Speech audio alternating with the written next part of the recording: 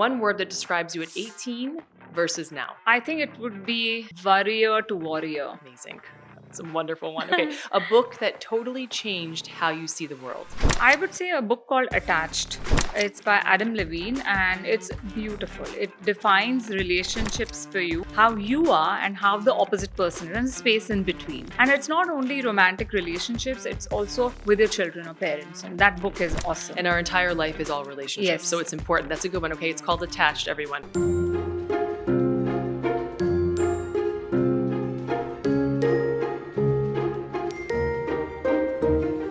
Welcome back to Success Decoded, where we peel back the shiny layers of success and get real about the messy, magic, emotional roller coaster underneath it all.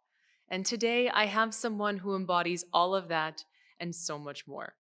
She's a trailblazer, a dream chaser, a Harvard-trained psychologist, a doctor turned actor turned Mrs. World, and honestly, proof that reinvention is truly an art form. But what I love most about her is how gracefully she's danced through the chaos, the heartbreaks, the pivots, the applause, the quiet rebuilding, all of it, and still shows up with incredible, calm strength. So get comfy, because this is going to be a real, raw, and ridiculously inspiring. Dr. Aditi Govitrikar, welcome to the show. She is somebody that embodies authenticity, who really shows you what success means, not just in one field, but in several fields, and who inspires me immensely. So to have her on today is really amazing. So thank you for being here, Dr. Aditi. Welcome to the show. Thank you so much for having me, Taylor. It indeed is a pleasure. Thank you so much. So we'll start at the beginning, then I'm going to go back and talk to you a little bit more success, but let's get to know who you are a little bit in your words. So at the beginning, you trained as a doctor, a medical doctor, Dr. Aditi, and then somewhere along the way, you stepped into modeling, acting in so many different worlds. I'd love to hear the story of that journey and what made you decide to take that leap, because that will be inspirational for so many people. Well, it wasn't planned as such. However, as even as a child, I enjoyed challenges. If something was put in front of me, I was like, okay, I want to try it out. So when this opportunity came across my way to participate in a beauty pageant, I said, all right, let's go do it. And I, at that point, did not own even a lipstick because I have been a nerd all my life. My focus was to be a doctor. I did not have a pair of heels, so it was a new world. It was almost like it was something fascinating. So I said, all right, let me just give it a shot, and that's how it began. Um, Luckily for me, I won the pageant, and work just started pouring in, whether it was ad films, whether it was film offers, ramp modeling. And I said, this is something new. I don't know what all this is about. Let me give it a shot. And that's how the journey began. At that point, I was never into, oh my God, I want to do films, or oh, I want to be a supermodel. None of that. I always wanted to be a doctor, and that's what I worked hard for. This came as a surprise to me. It came my way, and I just took it ahead. So what that's telling me from an emotional intelligence point is that there's a lot of things there that were unknown to you, that were potentially challenges or something to make you feel insecure, I guess not safe, but out of your comfort zone, right? Especially since you didn't have any heels and you didn't have the lipstick, but you didn't say no, you didn't resist. That's a huge element of success, right? Because we're usually our biggest barrier towards success. We get in our own way. Can you give us a tip for all the viewers out there that people want to make a change or they want to try something new? How do you conquer that or manage that? I think I have an internal compass in me, which is always to get out of comfort zone, and that is something that can be my weakness as well. I have to be very cognizant of it constantly, not to say yes to anything new or anything challenging that comes my way. And that's what now I work on. The thing for everybody else to remember is that growth happens outside of your comfort zone. So don't get attached to saying that I'm good, this is it for me.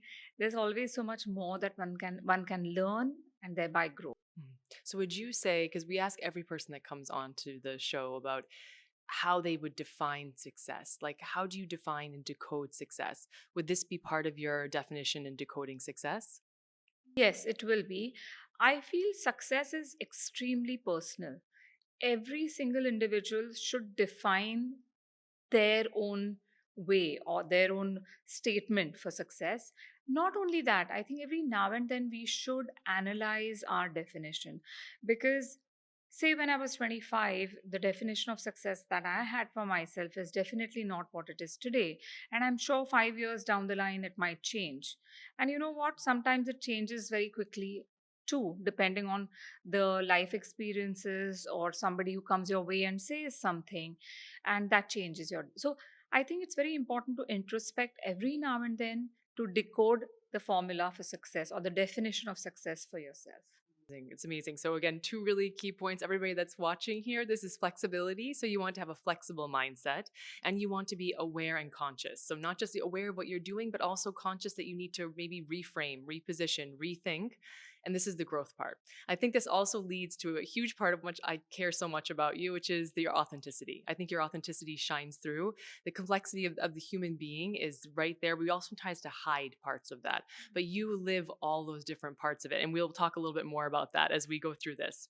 Okay, so this complexity, if you will, in a positive way, right? We're using complexity in a positive way. How did that change, if or did it change the way people saw you after you won Mrs. World? So, very early on, I realized that life is complex and I wanted to simplify it. I came across this very beautiful saying, I forget who said it, that simplicity is complexity resolved. And that's one of the mantras that I live by. Therefore, when people say, "Oh, you're so authentic, you're so grounded, you're so simple," it comes from that. It is not like I'm not aware of the layers of complexity that one faces every single day, not only within yourself, but in people who are around you. And at times it's frustrating. At times it is like, why is this happening? Why is this person so complex? And then you go back to that statement to say, let's simplify this. And that's what it is. Please repeat that mantra for all of us because this is a great one and I'm now going to adopt it as one of mine. Please. Um, Simplicity is complexity resolved. Amazing. Please, this Yeah. is a Yeah. wonderful one. Thank you Yeah. so much. Yeah. So, while you were navigating all of these different changes, what's the one thing, your inner compass, maybe that kept you grounded and true to yourself? I think it comes from the fact that I realize that the only truth of life is death. And when you give yourself importance to say, hey, this person was nasty to me, or this person insulted me, and how could he or how could she? And then you're like, in larger scheme of things, doesn't matter. Yes, exactly. And also I think that that's a wonderful point. It's a very good point that I think temperance, right? Not Yes. it's everything changes Yeah. in a moment. So it depends on how long you're going to hold on to that, right? And I Right. think you don't hold on to it because you I realize it's try not not to. it's not well you're human. It's work in progress, right? We're human. I do it as well, Yeah. but it's Yeah. you realize that it's it's not resourceful to you, No. right? Which I think Yeah, is it something doesn't. also Yeah. which I would love to hear you speak about as well because we've Mm. had these conversations Yes. outside of this about resourcefulness, right? So it's not Yes. resourceful to you. Yeah. Okay, so when you walked from a lab coat and then onto the runway, did you ever think, "Wow, who am I becoming?" No, not really, not at that time because I did not introspect as much and at what I was doing and how my life was constantly changing and evolving for me to sit down and realize, oh, okay, I'm changing, you know, externally as well as internally. So at that time, I was a little more impulsive than what I am today. So I didn't give it as much thought because at that time, when I made the transition, it was for a year in my head. I don't know when that 1 year was over, right? And that's why I never said that, oh my God, look who I've become. No. Yes. I think it's also really important. Actually, it's a really good question I'd like to ask you since you've I guess worn so many different hats, but I don't is it really wearing so many different hats or is it just you coming out in so many different ways, right? I don't know if it's the hats that we wear or it's just part of who we are. If when you're going through all those different phases or different changes, should we set barriers for ourselves to say, okay, one's a lab coat and one's a runway? Is there really any difference? It's the same human being, right? It's just a different facet of you. Is that how you would frame that, or you'd frame it differently? Well, how I would think about what you're saying is that yes, I have worn different hats, but I have worn different hats so I wear one hat at a time. So it is not like I'm wearing multiple hats, one on top of the other, in Multiple that heads. sense, right? Yeah, Yes, not like a yeah, Medusa. yeah. It's one thing at a time. Therefore, what my suggestion to people is when they want to shift, because that happens, right? Yes. On an average, statistics says that 7 times we change our profession or our job or whatever. That's the Yes. world average. It is not like I jumped from one to the other quickly. Yeah. I made sure that I made a mark in whatever I'm doing before shifting to something else. Yes. So, yes, medicine, unfortunately, I couldn't do that because I shifted too early on, but I didn't realize it at that time, right? But the other things that I took on, I pretty much made sure that I excelled in whatever I did. So, it is me. It is me, but yes, there are different avatars of me in every phase of my life. And I think all of us wear masks, whether we want to accept it or not. How I appear to you will be very different from how I appear to my child or my domestic help, right? So we do wear those, and people say, oh, but this is me. No, it's not. It's, we are different everywhere. Can you talk a little bit about your creative journey? So tell us a little bit about your web series, the films, please tell us a little bit about that. And how did you even step into acting? Acting happened by chance. So when I won Gladrax Supermodel, which was my entry into this glamour field of modeling, I never thought I would become a model, or being an actor was like really not even on my horizon in that sense, because nobody from my family is in this field. So I didn't have anybody to turn to, or none of my friends were in this field, to say that, hey, should I be doing this? What is your advice? Would you guide me to do this? None of that. So it was all dependent on what I wanted to do and who I wanted to become. So initially I was a little scared, frankly, because again, it was painted as a big bad world of Bollywood, and there were a lot of compromises to be made, and which I wasn't ready for. And I was like, no, no, no, I don't want to do films. So I shied away from it. As I traveled that path of modeling, and I did a lot of ad films and music videos, then I said, you know what, it's not as bad as it's portrayed to be for an outsider. It's fine. It's like work. It's your profession. It need not be your identity, because that's how I looked at it, like, oh my god, I'll be labeled as one. Yeah. uh, so I came across some really nice people, and I said, okay, this gives me a good vibe, let me go ahead and act. So acting was never my thing in that sense. It happened to me, and I kind of said, again, a challenge. I don't know how to act. I don't know what that it is all about, but let me try it out. And that's how it happened. However, when I say that let me try it out, it wasn't taken lightly. I did work hard at everything that was required to be an actor. Yes, and that's actually one of the questions I wanted to ask you.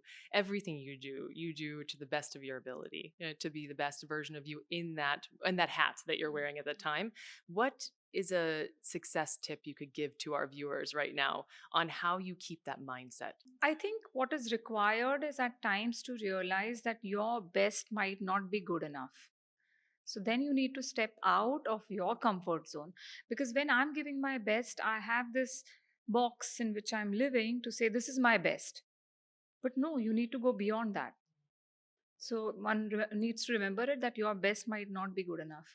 Yeah, or at least the way you're framing your best is not good enough, so you need Yeah. to step You beyond need it. to, Yeah, yeah. and whatever tools you need to do that, Yeah. right? Exactly, whatever that is. Okay, Yeah. very good. Tell us a little bit about some of the web series that you were in films. So now what is really interesting, which has come my way, is vertical format of shooting, and it was really funny. If you allow me, I'll share the story. One of the people who were casting, one of the casting directors, called me and said, there is this vertical format. Which is becoming popular, and we would like to cast you as a main lead. So I said, yeah, sure, I would love to. So he said, we need you for 3 days. I said, in 3 days, how am I the main lead? He's like, no, we shoot the complete series in 3 days. And I'm like, how is that even possible? Because typically you need from 1 to 3 days for one episode. And this is the entire series that he was talking about. So he said, no, ma'am, in vertical format, so I asked him, how many episodes are you looking at? He said, 45. I said, you expect me to shoot for 15 episodes in a day? He's like, ma'am, each episode will be for a minute, minute and a half. So it took me a little time to get my head around it, that one full episode is just 1 minute. You blink and it's over. And that is the format, which is called vertical format, which is only for your phone. And it's doing extremely well now in many countries. And that's come to India now. So I recently shot for two of them.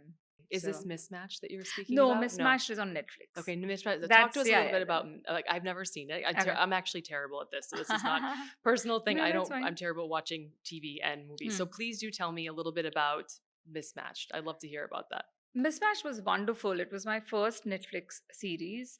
The best part about it was I was surrounded by youngsters. They were all between the ages of 20 and 25, 26. Um, and what was wonderful about it was the fact, and being a psychologist, right?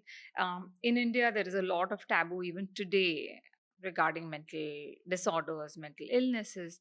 However, here, when we used to have lunches and dinners and breakfast and all, they used to openly speak about it. They used to say, oh, my therapist said this, and I was told this by my therapist. So, very open and very normal about it, which was so endearing. I was so happy to hear that we are talking about it on a lunch at lunches and dinners. So that was really, really fun. That was great fun. Yeah. That's wonderful. Also, I think it's great to be able to speak openly about those things. It also Yes. shows, I would agree, the awareness that people now have of the existence, and a little bit less of that shame and that cloud that's over that, because it is so important to talk about. That's the first step, right? And then moving forward, getting the help that you need, etc. We're all for therapy on this. Yes. We're all for therapy. We're all for reaching out, getting the resources that you need.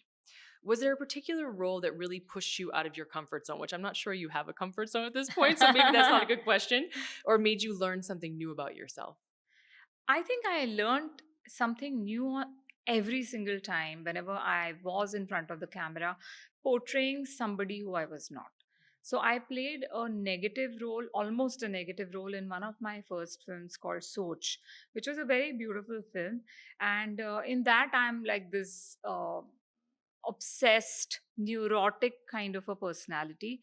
Uh, that was really, really interesting because it was one of my first films.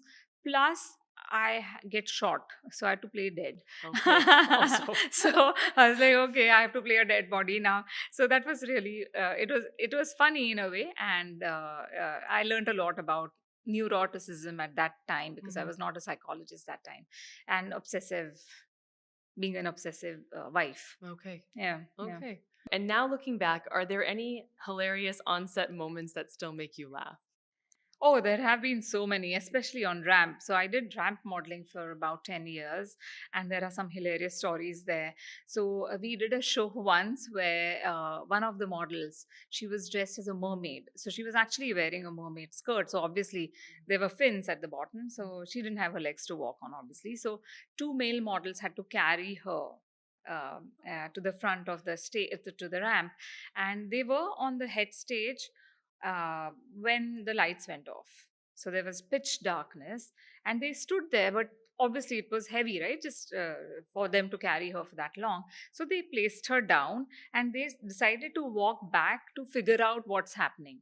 Now they've almost reached at the end, the other end, and she is still sitting there because she couldn't move. She got tired, so she kind of started moving with her hands towards the back, and the lights came on. So it was quite, it was a hilarious sight because she was, kind of trying to crawl back. Poor thing, yeah. And we all are like, thank God it is not us. Yes. But poor her. I mean, Poor that her, was really sad. Poor her. Yeah. Oh my goodness. Well, I'm sure she navigated that as elegantly as one can as a mermaid in a cannot move situation. Yeah. This is the question that I wanted to ask you. We've talked about the growth mindset. We've talked about the learning. It seems like, from what you've been speaking about, and what I believe also, is that learning is a conscious choice. So in every situation, when something happens, good or bad, there's always a learning from it. I think we think, okay, so something bad happened to me, let me just think positively. But it's not think positively, it's understand and learn, right? Can you give us some tips on what you've done to make that conscious choice of learning through everything? It is asking the question, okay, there is this, this issue that I'm facing, or somebody's wronged me, or what is my learning from this? That is a question. When you ask that, and if you write, nothing like it, right? If you can journal it, I'm very big on journaling. So if you can write it down, then that, instead of treating it like failure, and yes, you grieve, you get angry and go through all the gamut of negative emotions that you need to go through, but after that, get out of it. Don't get stuck into the negative spiral, because it's very easy to do so. And I speak with experience. I have dragged myself down there quite a few times. Now, again, like I said, that I'm work in progress. So whenever this happens, yes, I do all those things, and I will be like getting frustrated and angry and annoyed. But then I step out of it. I snap out of it, and like, what am I doing to myself? So I call it ant attack. Ant attack is automatic negative thoughts. When they attack, you have to sit there with a hammer and beat them, like, finish, get out of it. Um, and that's what I do. I ask myself, what is this teaching me? If this negativity or this is bothering me, what is my lesson from it? What is a pattern I have for which I am on this planet that I need to break and get out of it? These are two great tips for resilience. So, two great tips for resilience is allowing yourself the process of whatever it is that you're going through, but then asking yourself questions. And also, we are huge fans of journaling on this as well. Journaling is a life changer. Even if people think, I think people have limitations with journaling because they think it needs to be like a Dear Diary or it actually needs structure. I think the structure can be overwhelming for people, but just write, just dump your feelings and emotions out. If you read it like a week later, it will tell you so many different things, mainly about our patterns, but also about our process, which is huge. Okay, so let's talk a little bit about the beauty inside out and woman empowerment. So you're incredibly inspiring in this way. I know you're not all here with me, but if you could just feel her energy, the authenticity of the energy with the femininity and the kindness of the energy, it's amazing. So I appreciate it. And I love what you're doing here. I absolutely love what you're doing. So after such a diverse career, you launched the marvelous Mrs. India pageant. There's no height and no weight criteria, which I think is absolutely fantastic because this is really women, So as we are. not only that, we don't have a you don't have to be married, in the sense that you can be divorced, you can be separated, you can be Okay. widowed.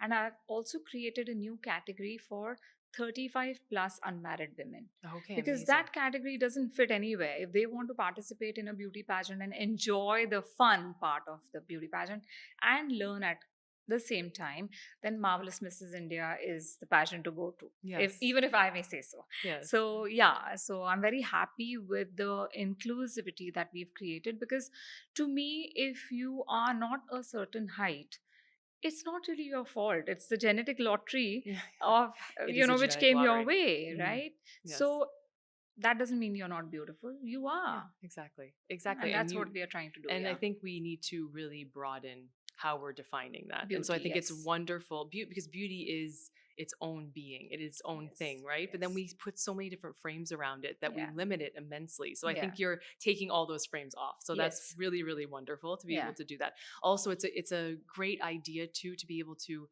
offer this type of empowerment. And that's what I'd like to ask you about. What is a beauty pageant for you? So I'm still trying to redefine the two words beauty pageant, because it's not resonating with me completely as of now, Mhm. but till that time. And because I want people to come and experience the journey, that the transformative journey that we have created for Marvelous Mrs. India, we still call it beauty pageant. So what I have done is I say that it is not just a beauty pageant. Mhm. It's till the time I find the right Yeah. words, and it is a holistic kind of a journey. Mhm.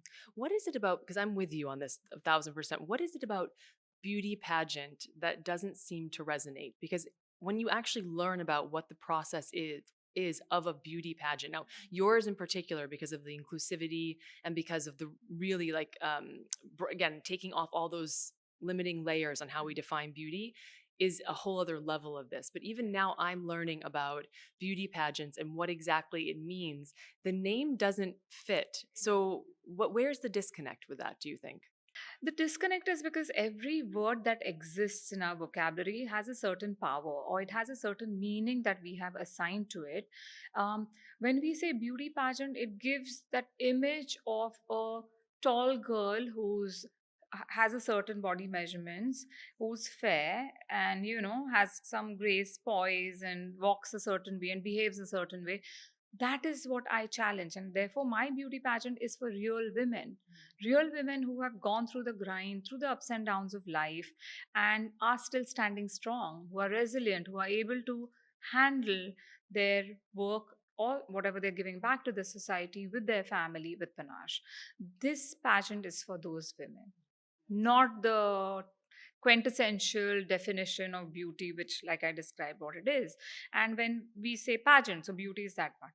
Pageant is about I'm competing with somebody else. Oh, she is this and I am this.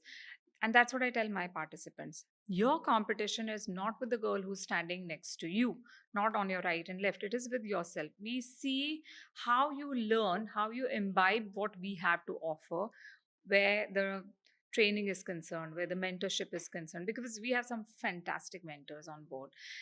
What are you taking away from that? How have you transformed since the time you've joined us to being, most of the women have don't even have heels when they come to us, and from there to walking with grace, with walking, being that elegant woman that she is, and that layers being peeled off to say, but I don't think I'm good looking, or I'm just a housewife, or I have never worn heels. What if I fall down?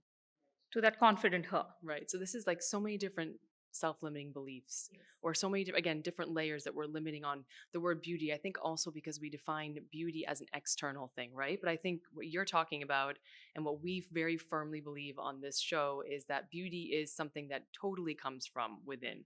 The external is potentially that lottery that you won, but the internal is really, and you have so much control over the internal, you have so much power in that. And I think that's where the real empowerment is developing that inside. And then you're creating a great platform to show that inside first. And then everything else that we would perceive as beauty wrapped up in that, but not the other way around. And I think that that's what a wonderful thing with So that our is. hashtag is beauty inside out. Yes.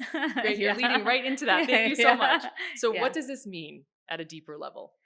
I think you answered my Yeah, I answered question. it. It starts from within. Yeah. Beauty starts from within. And the example I give is, if you are in the company of a very beautiful person externally, I'm talking about the external beauty part here, and that person opens his or her mouth and is nasty to somebody, or is just mean or manipulative, and you figure that out, that person doesn't appear beautiful to you anymore. Why? Externality hasn't changed. But when you see within, when you see or experience that person, and that person is not nice, beauty ceases. Exactly. Beyond that, in fact, I tell this to my daughter all the time. I say to her, your beauty, okay, yes, beauty comes from, but there, you cannot be a beautiful human being on the outside if you are ugly on the inside at all. And you have to really focus on that part, because that part shines through no matter what. And especially we talked about this before, energies and everything else, and it will also carry throughout your life that way. So you really need to work on yourself. Speaking about my daughter, I know that you're a mother as well. So, and I know we've spoken about this as well, that juggling career and motherhood, it's a challenge. I think that this is probably our biggest challenge. At least it's my biggest challenge. Which role pushes you the most, and how do you make them coexist so seamlessly, or do you? Not as seamlessly as I wish I could. And going into past was always a struggle, because being a model, one had to travel a lot. We did a lot of ram shows all over the place. And I remember once when I missed my daughter's birthday, I still feel so guilty about it. I don't think she even remembers it. But to like till date, I'm like, I should not have taken up that show. But it was a series of shows, and it was all or none. And that's the justification I give myself. Of course, I could have very well refused the entire series, but I didn't. And that is something that, things like these will always bother me. But fortunately, because my work was in my control in that sense, I could say no to a lot of work when, say, for example, my daughter had her annual day, or my son had his PTA, things like that. So I never missed those. There have been times when I had to miss a few things, like one birthday that I missed, or maybe a sports day. So yeah, it's been a challenge, but you got to live with it. It is a price that one pays for being a working mother. But what I have realized is that if I wasn't working, I would not be the person I am. And Absolutely. in my head, or at least I hope that in my children's head as well, that I make a good mother. No, I'm sure. I am sure of that because the emotional intelligence that you have, because the poise you have, and not because of your external success, but because how you are living your success. You know, that for sure. And because that's all we can do, you know, show that example to our children. In fact, I tell my daughter all the time because my daughter's 9. So when I tell her this and I'm traveling for work or whatever else it is, my mother also traveled for work. So I had a little bit of an example and I totally can emotionally relate to where she is to a certain degree. But I tell her, I'm showing her, I understand and it feels this way, but I'm also showing you an example of what is possible for you or what you're able to do, a challenge that you can do. And we're going to re-navigate this ourselves. So it's also something else as well. You would not be your full whole self if you weren't doing it. Just like me, Exactly, yeah. if I wasn't able to try to contribute positively the way that I am, I would not be my full self either. Okay, so let me ask you, we're about to get to the uh, rapid fire, but before we get there, we ask all of our guests one elegant virtue. So, an elegant virtue, which I don't think I need to define to you, but an elegant virtue is like that one thing that drives you. So, for example, it could be consciousness, it could be honesty, it could be elegance, it could be kindness, whatever it is. What is the elegant virtue that resounds most for you? I think it is kindness, and I love the term, by the way. Thank you. It's Thank such a you. beautiful term.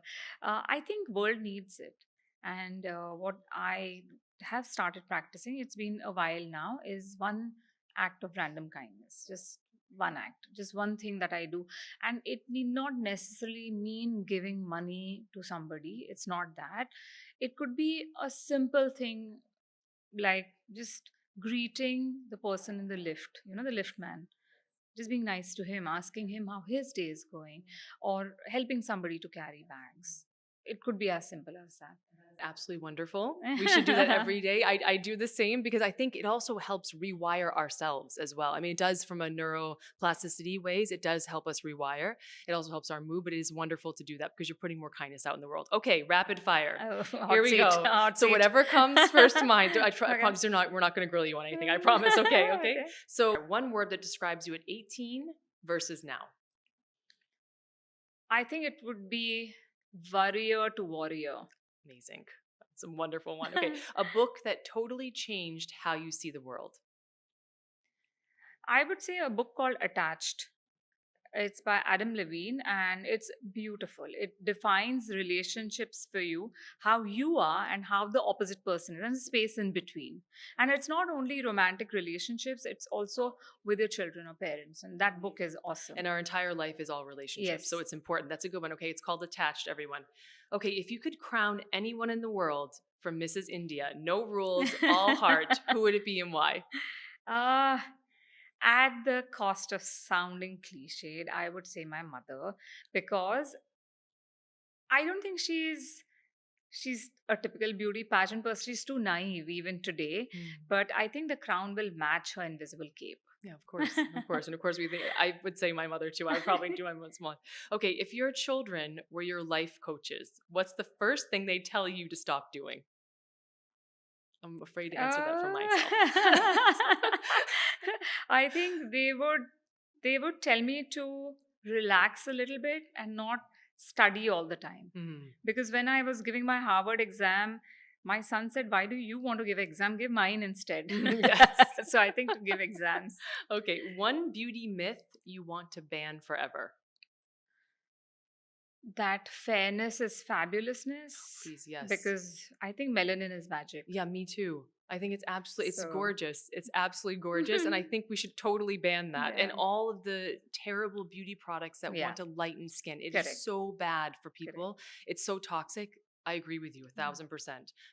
Skin color is beautiful. So we've done away with that also in Yeah. Marvelous Mrs. India. No Yeah, skin thank color. God. Yeah, thank God. I can't even imagine that existed. It's terrible. Okay. Yeah. If you were, okay, what is it? Most rebellious thing you've ever done that you're secretly proud of, or that you'll tell us anyway. The most rebellious thing I did, I think, was giving up medicine for to be a model Yes. because there was no guarantee of success. Mm. And medicine was something I worked really hard. So everybody expected me to say no, but I said yes. Yes, and that is definitely rebellious. But Yeah. let's redefine that word a little bit with that one, okay? Yeah. If you weren't doing any of your current roles or any of the hats that you're wearing, what's the alternative life you choose? I think I would become a hermit. And it's one of my fantasies actually to go to the Himalayas and sit and meditate forever and ever. I have to tell you, I kind of share in that. Oh, In let's that, go so I together. totally We'll- understand. I totally get that. Okay, funniest parenting fail. So, as a person, I'm a very curious person. I want to know how things work, how things are done. A friend of mine has a bakery, and I told my daughter, I said, "Come, I'll show you how bread is made." She just looks at me and says, "But let's give Sohail Bhaiya 10 rupees. He can go and buy bread. Why do I need to know how to make bread? I don't want to be a baker." So I'm like, okay, not everybody is as curious as me. Yeah. So I need to kind of understand that, it's fine. I understand that totally, that there's a limit where you need to stop, or there's a limit when you need to stop coaching. That's in my case. That's mine for me. One mantra you whisper to yourself before walking into a big room. This is gonna be great for everyone. That they need me as much as I need them. Amazing. If confidence were a perfume, what would you name yours? Limitless. That's amazing. Thank you very much for being here today. Thank Those were you. great. I enjoyed this time so much. I think we all learned so much. So thank you all for watching today, and stay tuned for our next episode. This has been an amazing one. I can't wait to see what comes next. Thank you.